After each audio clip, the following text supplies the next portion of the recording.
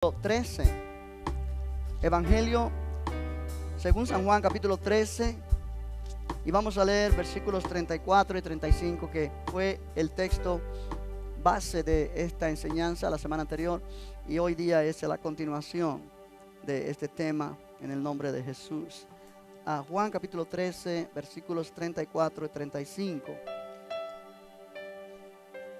Pienso que esta es una de las enseñanzas más importantes del Nuevo Testamento para la iglesia. Es tan importante, número uno, porque es importante, pero número dos, porque no es entendida y realmente la iglesia no camina. Cuando digo la iglesia, hablo general de la iglesia, las iglesias de Cristo, en donde quiera que estén, no caminan en la plenitud de esta verdad.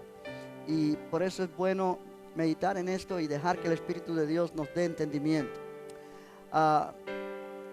El versículo 34 dice, Jesús está hablando, dice: un mandamiento nuevo os doy, que os améis unos a otros, como yo os he amado, que también os améis unos a otros. En esto conocerán todos que sois mis discípulos, si tuviereis amor los unos con los otros. Me gustaría que lo leyésemos una vez más. Dice: un mandamiento nuevo os doy, que os améis unos a otros, como yo os he amado, que también os améis unos a otros. En esto conocerán todos que sois mis discípulos, si tuviereis amor los unos con los otros. Padre, te damos gracias porque al meditar en esta palabra, Señor, en esta noche, necesitamos tu dirección, necesitamos el entendimiento que tu Espíritu Santo nos da para poder realmente apropiar esta verdad y permitir que tu palabra toque nuestra vida, que realmente salgamos de aquí meditando en esta verdad y deseando que poder poner en práctica tu palabra para ver tu gloria. Señor, nos presentamos delante de ti y oramos que necesitamos que tú nos hables. Te lo pido en el nombre de Jesús, y todos dicen amén. Pueden sentarse, hermanos. Gloria a Dios. Aleluya. La semana anterior yo comencé bajo este título, esta enseñanza, pero simplemente lo único que tocamos fue la introducción. Y realmente en la introducción de esta enseñanza mencioné algunas verdades que realmente cuando las miras o las escuchas como te estremecen, porque piensas que no es correcto lo que se enseña aquí. Pero cuando te das cuenta, lo meditas un poquito más, te das cuenta que es la verdad de Dios. Y realmente mencionaba yo en la semana anterior que no hay necesidad como iglesia, como creyentes en Cristo, ya no hay necesidad de tener más luchas con el pecado. No hay necesidad de tener más batallas con el adversario. Solo tenemos que actuar sobre lo que la palabra de Dios dice. Ese es nuestro problema y esa es nuestra encomienda. Actuar en base a lo que la palabra dice. ¿Por qué digo esto? Porque Dios trató con el pecado en la persona de Jesús. Dios trató con tu pecado y con mi pecado, presente, pasado y futuro. Cuando Jesús murió en la cruz, su sacrificio hizo una obra completa.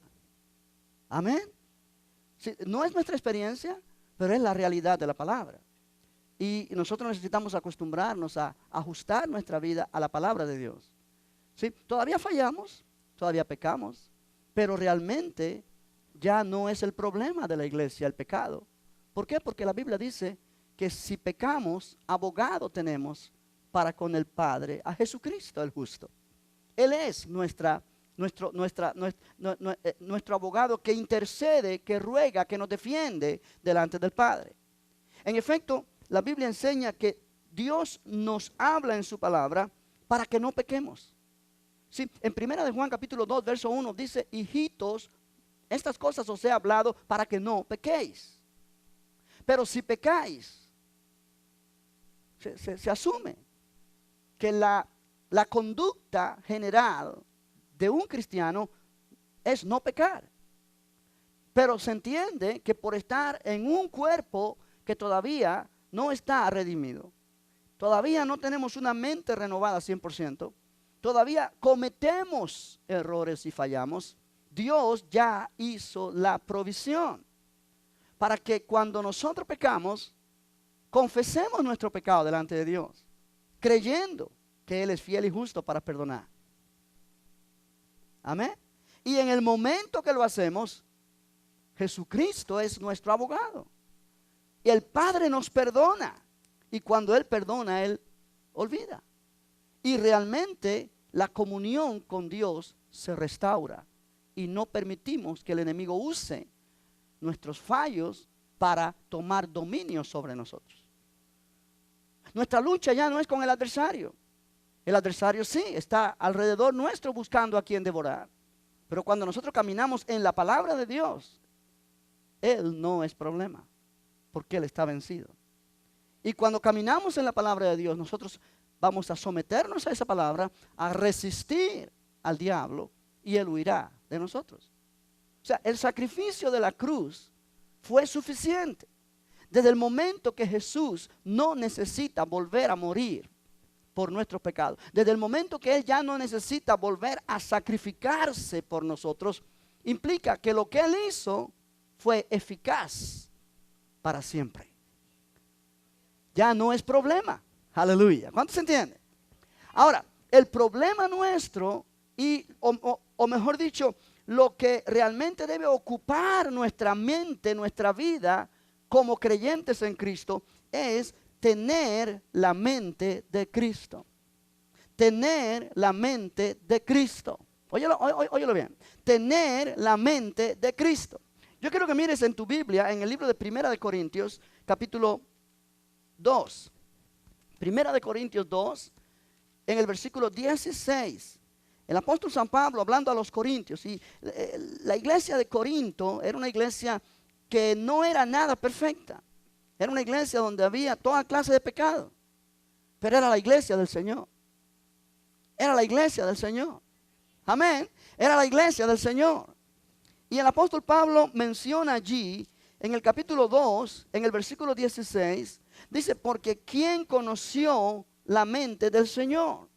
¿Quién la instruirá? Mas nosotros tenemos la mente de Cristo. Cada creyente tiene el potencial, o tiene en él el potencial para tener la mente de Cristo. Yo sé que es una verdad muy profunda, quizá, o quizá muchos no pueden asimilar que ellos tienen la mente de Cristo, porque su mente está en otra cosa. Pero la mente de Cristo está en el Espíritu que ha sido regenerado en nosotros. La mente de Cristo es como potencial, está dentro de nosotros, dándonos la capacidad para poder pensar como Cristo pensaba. ¿Aló? Ahora, eso quiere decir que delante de Dios, yo puedo presentarme como si yo nunca hubiera pecado. Él me ha redimido totalmente. Y me ha dado el potencial para poder tener la mente de Cristo. Pensar como Cristo. Tener la actitud que hubo en Cristo Jesús. O sea, quiere decir que esto es lo que Dios espera de su iglesia. Que nosotros aprendamos a no seguir machacando sobre lo mismo y que qué pecador soy y cómo yo he fallado y yo nunca podré seguir adelante y siempre estar en ese círculo. Dejar eso atrás, pasar a la próxima página, decir gracias Señor porque tú me has perdonado, tú me has liberado de la potestad de las tinieblas, tú me has trasladado al reino de tu amado Hijo y ahora Señor, tú me das esta tremenda bendición de poder tener la mente de Cristo para poder entender tu palabra, tu propósito, tu plan para mi vida. Como Cristo tenía en su mente esa capacidad. Cuando te pones a pensar que dice tú por ser creyente en Cristo tienes la mente de Cristo, eso tiene mucha profundidad. Eso tiene mucha profundidad al punto que la mayoría de los cristianos no lo creen. Definitivamente Pablo está hablando a cristianos maduros, a cristianos que, pero cristianos, nadie es maduro en Cristo si no se propone ser maduro en Cristo. De la misma manera que hay personas que a los 50, 60 años de edad son totalmente inmaduros. Y esas personas jamás van a madurar. Esas son cuestiones que mejor no entramos ahí, ¿verdad? Amén. Pero hay personas que son bien adultos y son inmaduros. ¿Por qué? Porque nunca han decidido empezar a poner en orden su vida y ser maduros. Pero tienen el potencial para hacerlo. De la misma manera hay cristianos que pueden vivir toda la vida cristiana hasta 60, 70, 80 años hasta que el Señor lo lleve a su presencia o Él venga por su iglesia, lo que sea, que nunca van a ser cristianos maduros. Ahora, no porque Dios no los quiere que sean maduros, sino porque ellos mismos prefieren quedarse en el borde para evitar quizá compromisos con Dios o por no dejar ciertos hábitos que piensan que son muy queridos para ellos, cualquier razón que sea. Pero cada cristiano tiene el potencial para ser un cristiano maduro. Un cristiano que comprende la verdad de Dios y que puede vivir en ese nivel porque tiene el Espíritu Santo de Dios. Y tiene la palabra de Dios. Dios nos ha dado sus recursos para tener la mente de Cristo. Amén. ¿Cuántos dicen gloria a Dios? O sea, y aquí terminé yo la semana anterior. Con la mente ocupada en el problema del pecado, la iglesia ha perdido su verdadero objetivo. Con su mente gobernada por la conciencia de pecado, la iglesia ha fracasado en tener la mente de Cristo. Ahora, como cristianos, iglesia, hay una sola cuestión importante para los cristianos, los creyentes, la nueva creación en Cristo Jesús. Y es andar en amor. Eso es lo que Dios nos pide. ¿Sí? La ley quedó atrás. Hay un solo mandamiento que Dios nos da en este Nuevo Testamento, en esta vida cristiana. Hay una sola ley, la ley del amor. Sí, yo titulé esta lección la ley de la nueva creación. Y la ley de la nueva creación es la ley del amor. Esa es la ley que gobierna la nueva creación, la iglesia del Señor, los redimidos en Cristo Jesús. Hay solamente un mandamiento. Y es el mandamiento del amor. Cuando Jesús estaba hablando allí en Juan capítulo 13, Él dijo eso. Él dijo, un mandamiento nuevo os doy. Que os améis unos a otros, como yo os he amado, que también os améis unos a otros. En esto conocerán todos que sois mis discípulos, si tuviereis amor los unos con los otros. Note que Jesús dice, un mandamiento nuevo os doy. Que os améis unos a otros. Ahora, si termina Jesús allí, o si terminamos nosotros allí de leer, no estamos leyendo lo que Jesús está diciendo. Note que Jesús dice, un mandamiento nuevo os doy, que os améis unos a otros como yo os he amado. Ahora piensa en eso por un momentito. Para yo poder amar como Jesús ama, yo tengo que ser como Jesús. Tengo que tener la misma capacidad que Jesús tenía para amar. Tengo que tener la misma clase de amor que Jesús tenía para amar. Porque de lo contrario yo no podré amar como Él amó o como Él ama. ¿Sí me entiende? Si Jesús dice, un mandamiento nuevo doy, que os améis unos a otros, y ahí termina, ok. Vamos a tratar de amarnos unos a otros. Pero Él pone la clase de amor con la cual necesitamos amarnos los unos a los otros. Y es como yo os he amado. Con la clase de amor que Jesús nos amó. Ahora, es ahí donde yo te digo que nosotros hemos recibido esa capacidad. Porque si no, Jesús no nos diera ese mandamiento. Sería injusto de parte de Él darnos un mandamiento que Él sabe que no tenemos la capacidad para cumplir. Amén. Y luego el 35 dice, en esto conocerán todos que sois mis discípulos, si tuviereis amor los unos con los otros. No dice si vinieres a la iglesia todos los días. Dice si tuviereis amor los unos con los otros. O sea, quiere decir que esto en la mente de Cristo es muy importante. En la mente de Dios es muy importante. Y en la mente del creyente debe ser muy importante. Y es momento para evaluarnos y decir, ¿cómo estoy caminando yo en esto? ¿Estoy caminando yo en esta clase de amor?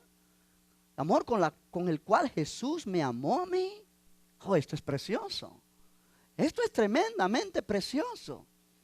Porque esto no solamente es un requisito que Dios nos pone, y yo no lo miro de esa manera, sino es la confesión de la palabra de Dios, de Jesús mismo, de los labios de Jesús, diciéndonos, ustedes tienen la misma clase de amor que tengo yo.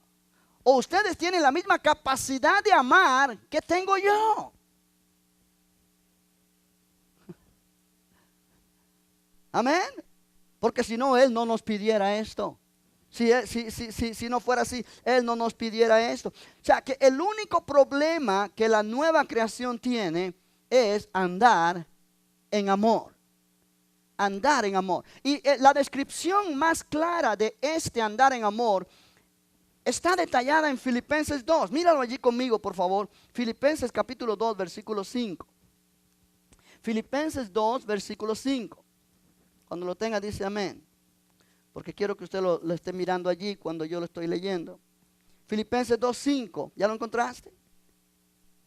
Dice, haya pues en vosotros este sentir que hubo también en Cristo Jesús. Ahora, la palabra sentir es una palabra traducida del griego que significa manera de pensar o significa también actitud. Haya pues en vosotros la misma actitud. Haya pues en vosotros la misma manera de pensar. Es el verbo phronein. Y realmente, de acuerdo a los expertos, este verbo connota una actitud o disposición basada en un pensamiento cuidadoso y continuo. Es una forma de pensar cuidadosa y continua como la base de la disposición o actitud de una persona. Puede ser visto como un llamado a pensar como Jesús pensó.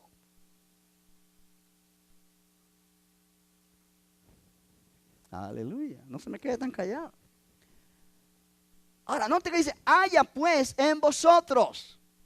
Es un mandamiento de Dios, o es una orden de Dios, o es una palabra para nosotros, no es una opción.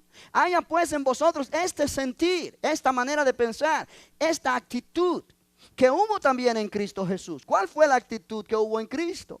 El cual, siendo en forma de Dios, no estimó el ser igual a Dios como cosa a que aferrarse, sino que se despojó a sí mismo, tomando forma de siervo, hecho semejante a los hombres. Y estando en la condición de hombre, se humilló a sí mismo, haciéndose obediente hasta la muerte y muerte de cruz. Ahora, note que dice, la actitud de Jesús fue que siendo en forma de Dios, la palabra forma es una palabra interesante. La palabra forma allí no quiere decir forma como tú dices, bueno, la forma de este púlpito es así cuadrada, y lo que tú puedes ver externamente. No. La palabra forma significa naturaleza o esencia. O sea, cuando se usa esa palabra morfé en el griego, la idea es no la forma física y externa de algo, sino la forma interna, la esencia de algo, la naturaleza de algo. ¿Me está entendiendo? De manera que pudiéramos decir, el cual siendo en naturaleza de Dios, o el cual siendo en esencia Dios mismo. Sí, es interesante porque hay diferentes traducciones de la Biblia en este versículo. Por ejemplo, la Nueva Versión Internacional dice, siendo por naturaleza Dios. Haya pues en vosotros este sentir que hubo también en Cristo Jesús, el cual, siendo por naturaleza Dios, no estimó el ser igual a Dios como cosa que aferrarse. La Biblia Dios habla hoy, dice, existía con el mismo ser de Dios. Haya pues en vosotros este sentir que hubo también en Cristo Jesús, el cual existía con el mismo ser de Dios. Otra Biblia, la Biblia de Jerusalén latinoamericana, es una Biblia católica, dice, siendo de condición divina. O sea, pudiéramos decir, haya pues en vosotros este sentir que hubo también en Cristo Jesús, el cual, siendo de condición divina, siendo divino, siendo Dios. la Nueva Traducción Viviente dice, aunque era Dios, no estimó el ser igual a Dios como cosa a que aferrarse. O sea, este pasaje menciona que Jesús es Dios. Su esencia es Dios. Y esto concuerda con lo que dice Juan 1:1. En el principio era el verbo era con Dios y el verbo era Dios. Este era en el principio con Dios. Todas las cosas por Él fueron hechas. Y sin Él nada de lo que ha sido hecho fue hecho. En Él estaba la vida y la vida era la luz de los hombres. Y luego dice, aquel verbo fue hecho carne y habitó entre nosotros. O sea, está hablando de Jesús hecho carne, pero quien era Dios desde la eternidad. Aleluya. Aleluya.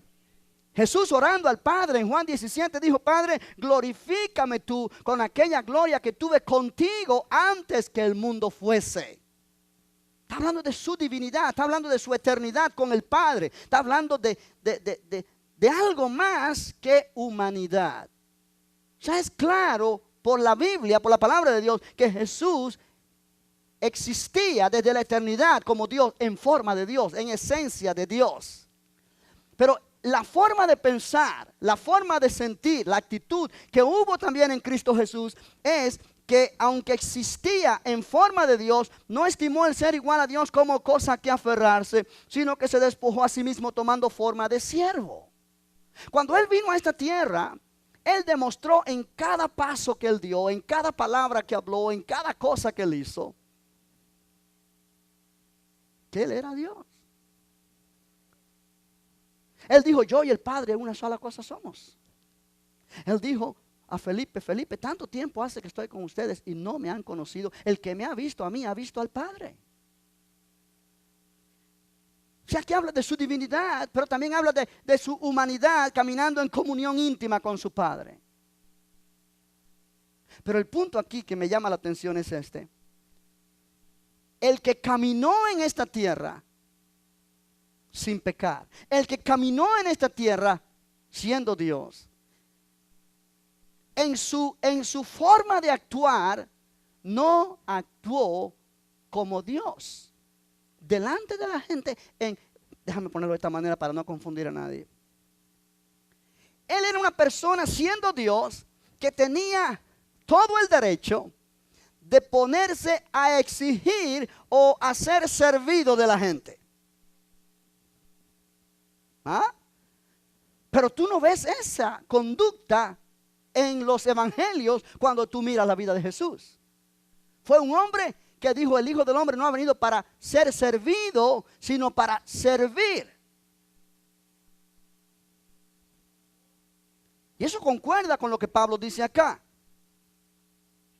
El cual siendo en forma de Dios, no estimó el ser igual a Dios como cosa que aferrarse, sino que se despojó a sí mismo de ese privilegio, de esos atributos, de esa esencia de Dios, tomando forma de siervo. Ahí la palabra forma está otra vez. Tomando esencia, naturaleza de siervo. Él siendo Dios, se hizo siervo. Haya pues en vosotros esta actitud. Haya pues en vosotros esta actitud. No la actitud de sentirse grande, sino de sentirse siervo. Hecho semejante a los hombres, y estando en la condición de hombre, se humilló a sí mismo, haciéndose obediente hasta la muerte y muerte de cruz. La muerte más terrible de aquel tiempo. O sea, realmente lo que miramos acá en el sentir que hubo en Cristo Jesús es un sentir, una actitud, una forma de pensar manifestada en una actitud de amor, de humildad, de servicio.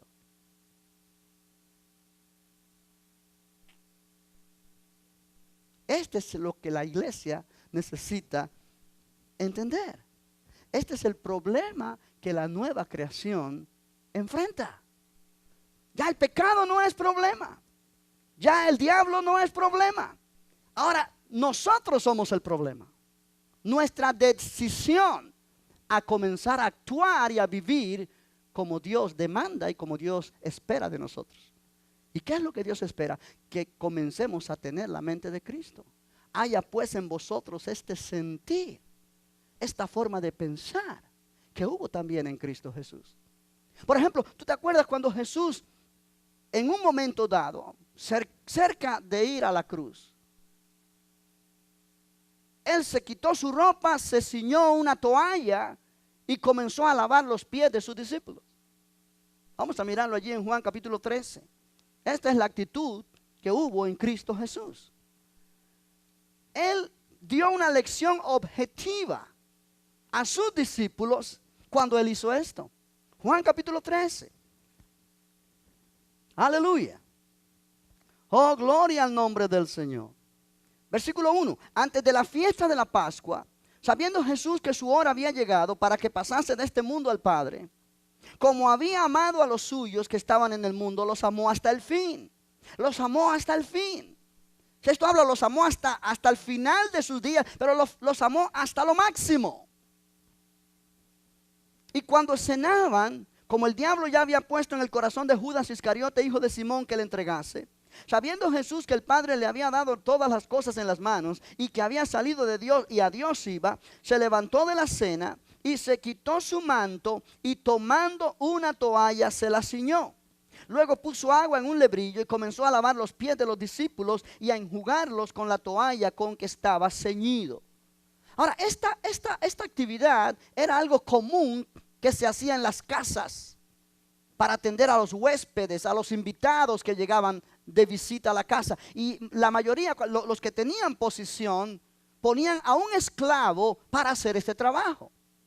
Lavar los pies de la gente. ¿Por qué? Porque la gente caminaba descalzo o caminaban con sandalias en aquel tiempo. Y obviamente, aunque se hubiera bañado en su casa antes de salir, el polvo del camino les ensuciaba los pies. Y era una cortesía, era una forma de hospitalidad. Al recibir a alguien en la casa, lo primero que se hacía, preparar y lavar los pies de ese invitado.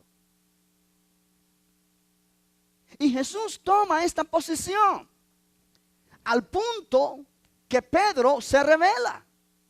Porque Pedro dice, yo no lo puedo aceptar. Mira el versículo 6. Entonces vino a Simón Pedro y Pedro le dijo, Señor, ¿tú me lavas los pies? Respondió Jesús y le dijo, lo que yo hago, tú no lo comprendes ahora, mas lo entenderás después. Pedro le dijo, no me lavarás los pies jamás. Porque Pedro se sintió mal. Tú eres el maestro. Tú eres el Señor. Nosotros somos tus discípulos. ¿Cómo tú vas a lavar los pies de nosotros? No es justo. Pedro no entendió. Pero mira lo que Jesús le dice, versículo número 9. Le dijo, Jesús le respondió, versículo 8 al final, si no te lavare, no tendrás parte conmigo. Le dijo Simón Pedro, Señor, no solo mis pies, sino también las manos y la cabeza. Si se trata de tener parte contigo, yo quiero. Pero Jesús le dijo, el que está lavado no necesita sino lavarse los pies, pues está todo limpio y vosotros limpios estáis, aunque no todos. Porque sabía que quién le iba a entregar. Por eso dijo, no estáis limpios todos. Así que después que les hubo lavado los pies, tomó su manto, volvió a la mesa y les dijo, ¿sabéis lo que os he hecho? Vosotros me llamáis maestro y señor y decís bien, porque lo soy. Pues si yo, el Señor y maestro, he lavado vuestros pies, vosotros también debéis lavaros los pies unos a los otros, porque ejemplo os he dado para que como yo os he hecho, vosotros también hagáis. De cierto os digo, el siervo no es mayor que su Señor, ni el enviado es mayor que el que le envió. Si sabéis estas cosas, bienaventurados seréis si las hiciereis. Y es en este mismo contexto cuando él dice más adelante, un mandamiento nuevo os doy, que os améis unos a otros como yo os he amado. Amén. O sea, la lección que le está enseñando acá no necesariamente es que debemos lavarnos los pies unos a los otros, porque ya esa no es la costumbre y no es necesario, cada cual trae zapato. Y no viene por tierra, viene en su carro. Pero el concepto y el principio acá es de servirnos los unos a los otros. De no destruirnos los unos a los otros, de ayudarnos los unos a los otros.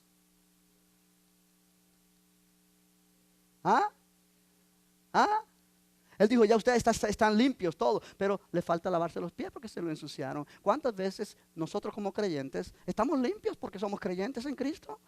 La palabra de Dios nos ha lavado, la sangre de Cristo nos ha limpiado. Pero cometemos nuestros fallos y errores.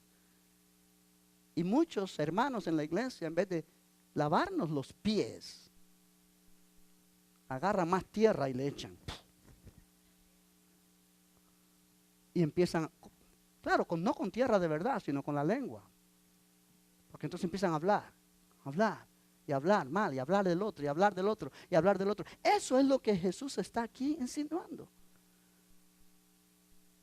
Estamos para servirnos los unos a los otros, ayudarnos los unos a los otros, ministrarnos los unos a los otros, levantarnos los unos a los otros. Oh, aleluya. Oh, aleluya. Con un corazón lleno de humildad. Y en este sentido, cuando uno camina bien, cuando uno sabe que está caminando correcto con Dios y que no ha fallado en ciertas cosas, y ve a un hermano fallando en ciertas cosas que uno no ha fallado allí, no mirarlo por encima del hombro y decirle, yo no haría eso jamás. No, la Biblia dice, si ves a alguien que ha caído en tentación, vosotros que sois espirituales, restauradle con espíritu de mansedumbre, no sea que ustedes también caigan en lo mismo. ¿Sí me explico? ¿Sí me explico? O sea, que la iglesia y los cristianos, en vez de estar preocupados con el problema del pecado y del diablo y de acá, y siempre sentirnos indignos delante de Dios, empezar a caminar en la palabra. Si el Señor dice que ya su sangre me limpió, debo declararme limpio. Si el Señor dice que el diablo fue vencido, Jesús lo venció, lo derrotó, entonces debo entender que ya Él no es problema, porque en el nombre de Jesús Él tiene que obedecer la palabra de Dios. Pero entonces mi problema es empezar a caminar en amor, empezar a vivir en amor, empezar a desarrollar el potencial que el Señor ha puesto dentro de mí. Porque Él no me va a pedir que haga algo que Él mismo no me da a mí la habilidad para hacer. Vuelve a Filipenses capítulo 2 otra vez, iglesia. Yo quiero que mires algo allí antes de entrar en la conclusión ahorita. Cuando Él dice, haya pues en vosotros este sentir, los versículos anteriores nos dan el contexto en el cual Pablo pone esto. Parece ser que en la iglesia en Filipos había ciertas divisiones. Había ciertos problemas entre personas que estaban creando quizás cierto mal momento, mal ambiente. Era una iglesia bien bonita. Pablo dice, ustedes han sido compañeros en el ministerio conmigo, me han enviado donaciones, han participado conmigo en este asunto de dar y recibir. Y él les habla con un cariño muy profundo. Él tenía a esta iglesia en una alta estima. Sin embargo, en el versículo 1 del capítulo 2 dice, por tanto, si hay alguna consolación en Cristo, si algún consuelo de amor, si alguna comunión del Espíritu, si algún afecto entrañable, si alguna misericordia, completad mi gozo sintiendo lo mismo. Parece que habían personas que no estaban en el mismo sentir. En efecto, si tú miras una página más adelante, en el capítulo 4 de Filipenses, amén. En el versículo número 2 dice, ruego a Evodia y a Síntique, eran dos mujeres de esta iglesia, de esta congregación, que sean de un mismo sentir en el Señor. Asimismo te ruego también a ti, compañero fiel, que ayudes a estas que combatieron juntamente conmigo en el evangelio, con Clemente también y los demás colaboradores míos, cuyos nombres están en el libro de la vida. O sea, son cristianos, son creyentes, han sido colaboradores en el evangelio, son ministros. Pero dice, ruego a estas dos mujeres que sean de un mismo sentir en el Señor. Parece que había discrepancia en estas mujeres que estaba trayendo conflicto a la iglesia. Y él dice en el capítulo 2, verso 2, completad mi gozo sintiendo lo mismo, teniendo el mismo amor, unánime, sintiendo una misma cosa. Nada hagáis por contienda o por vanagloria. Si ves que alguien hace una cosa, tú quieres enseguida hacer lo mismo, pero no es por servir al Señor, no es por una buena motivación, sino es para que la otra persona vea que tú también puedes. Eso no es correcto. Eso es una actitud incorrecta. Que aunque tengas el potencial para hacerlo, y no tiene poder lo que estás haciendo. No agrada a Dios porque la motivación no es correcta. Amén. Nada hagáis por contienda o por vanagloria, antes bien con humildad, estimando cada uno a los demás como superiores a él mismo. O sea, no quiere decir aquí que tú tienes que caminar con un espíritu de inferioridad, sintiendo que todos los demás al lado tuyo son superiores a ti. No ese es el enfoque, sino el enfoque es mirando a los demás como superiores en el sentido mirando a los demás como personas a quien tú debes servir.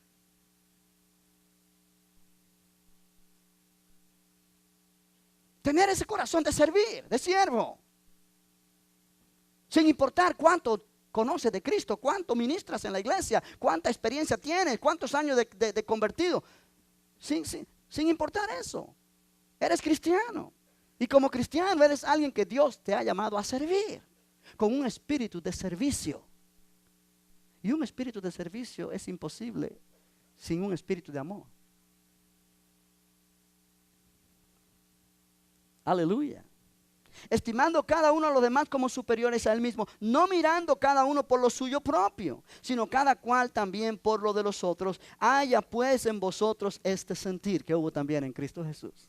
O sea, cuando Pablo da estas indicaciones, él dice, háganlo así, porque así fue como Cristo Jesús actuó. Así fue como Cristo Jesús vivió, y nosotros somos para seguir su ejemplo. Aleluya. Aleluya. ¿Sí? En Primera de Juan capítulo 3, mira lo que dice la escritura. Primera de Juan 3, 16. Primera de Juan 3, 16. Esto debe ser, iglesia, nuestra comisión o nuestra encomienda, nuestra dedicación en este año nuevo. Señor, ayúdame a caminar en este nivel. Ayúdame a caminar en este nivel. Aleluya. Primera de Juan 3, ¿ya lo encontraste? Verso 16. En esto hemos conocido el amor, en que Él puso su vida por nosotros. También nosotros debemos poner nuestras vidas por los hermanos. Aleluya. En esto hemos conocido el amor, en que Él puso su vida por nosotros. También nosotros debemos poner nuestras vidas por los hermanos. Aleluya. Gloria al nombre del Señor. O sea, esta palabra es profunda. Porque el caminar en amor es caminar así. Caminar poniendo nuestra vida por los demás. Viviendo para servir. En este tiempo moderno esto se nos olvida. Sobre todo en esta parte occidental del mundo. Que cada uno vive que somos tan individualistas, tan buscando solamente nuestro bienestar. Se nos olvida que parte de lo que es ser cristiano es preocuparnos también por los demás y servir a los demás y dar la vida por los demás. O sea, no quiere decir que vamos a morir por los demás, aunque si es necesario hacerlo, hay que hacerlo. Pero dar la vida por los demás es muchas veces tomar de tu tiempo para servir a alguien. Tomar de tu dinero para ayudar a alguien. Amén. No tenemos la obligación, nadie nos va a pagar por eso, pero es algo que debe surgir de dentro del corazón. Para esto yo soy nueva creación. Y en la manera que nos disponemos para servir, la unción del Espíritu comienza a moverse en nosotros para poder capacitarnos para servir, no solamente desde el punto de vista natural, sino sobrenatural.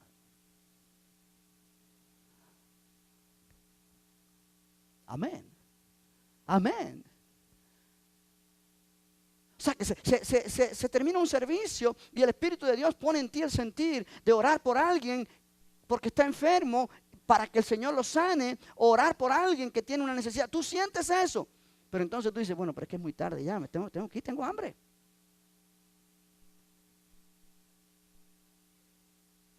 Y no vas a orar por la persona porque tienes hambre y quieres buscar primeramente tu satisfacción.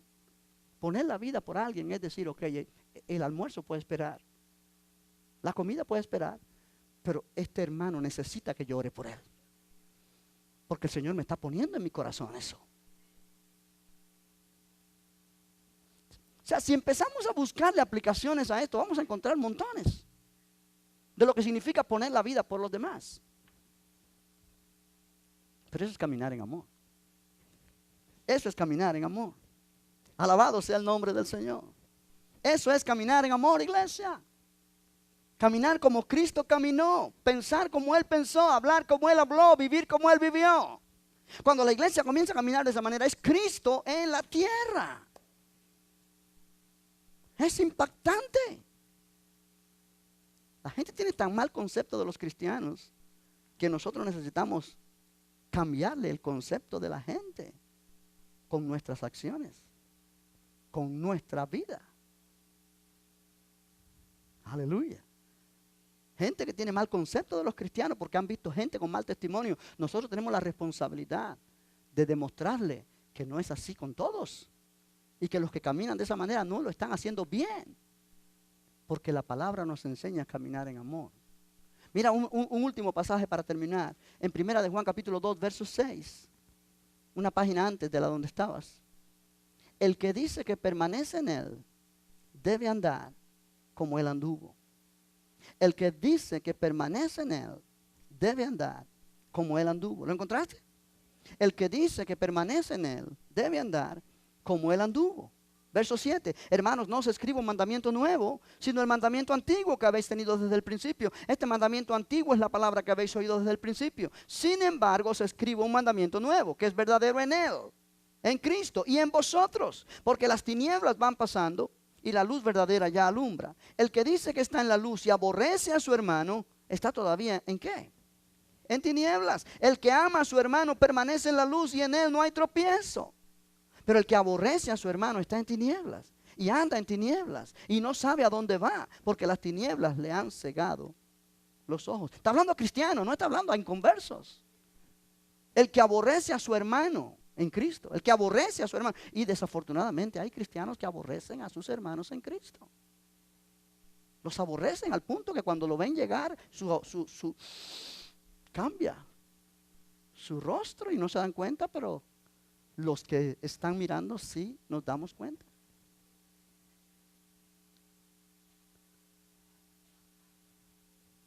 Amén. Como dicen los puertorriqueños, ay bendito. Amén. Cristianos que aborrecen a un hermano en Cristo están en tinieblas. Y en tinieblas quiere decir que están en territorio del adversario. Ellos mismos se han puesto en el terreno del adversario. ¿Qué tú crees que pasa allí? La opresión los toca. El diablo comienza a tener dominio sobre ellos. ¿Por qué? Porque le han dado lugar por causa de aborrecer a su hermano.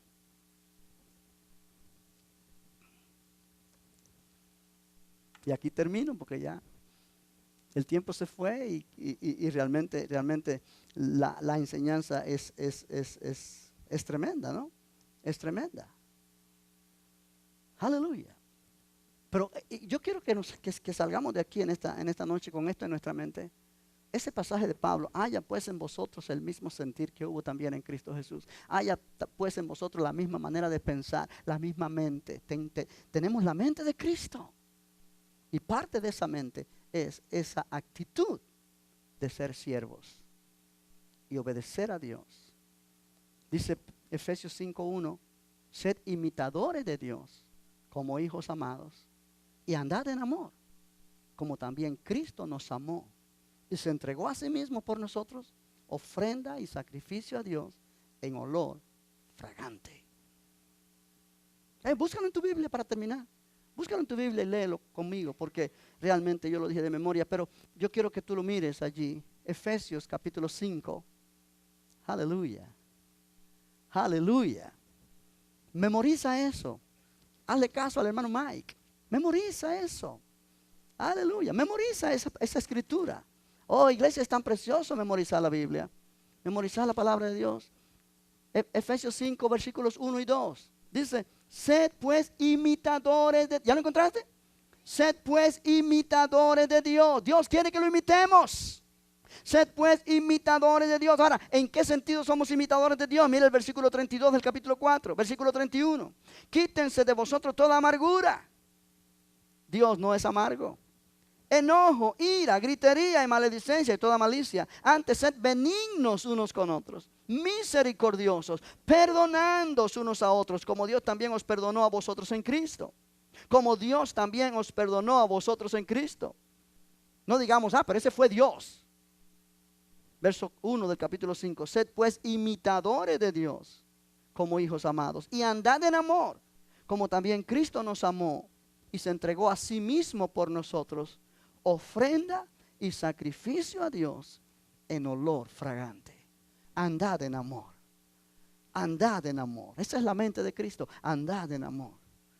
Aleluya. Cuando tú y yo comenzamos a andar en amor, vamos a darnos cuenta que el diablo no es problema, que el pecado no es problema, porque estamos caminando en el amor de Cristo. Y eso eso implica que estamos caminando por un nivel más alto que el enemigo no puede tocar. Alabado sea el nombre del Señor. Aleluya. Ponte de pie, vamos a darle gracias a Dios por su palabra en esta noche. Gloria al Señor. Padre, gracias por tu palabra en esta noche. Gracias por estas verdades que son tan preciosas. Gracias, Padre, porque realmente necesitamos oír tu palabra. Ayúdanos como iglesia a poner en práctica y que haya en nosotros este sentir, esta actitud, esta forma de pensar que hubo también en Cristo Jesús. Oh Señor, necesitamos tanto caminar en amor. El tiempo pasa, situaciones pasan y permitimos que otras cosas llenen nuestra mente. Ayúdanos, Señor, a poner las prioridades donde van. Somos tus hijos, somos discípulos de Jesús. Y Él mismo dijo, en esto conocerán que son mis discípulos, si os amáis los unos a los otros. Ayúdanos a caminar como verdaderos discípulos tuyos, Jesús, con la mente que tú has puesto en nosotros, la mente de Cristo, para vivir para la gloria de tu nombre. Oh, a ti damos las gracias en el nombre de Jesús. ¿Por qué no levantas tus manos y le dices gracias, Señor?